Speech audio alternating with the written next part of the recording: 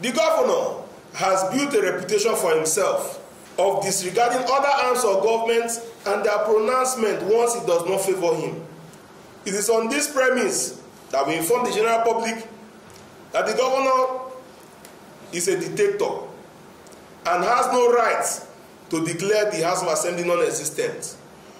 We want the governor to know that no assembly, be it state, national, or even local government assembly, exists by the whims and caprices of the executive.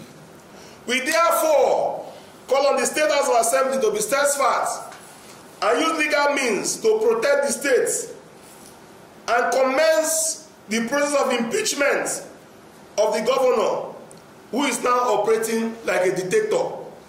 Finally, we thank the President, His Excellency, Asiwaju Bola Ahmed Tinubu, for his love and intervention in the Rivers State crisis.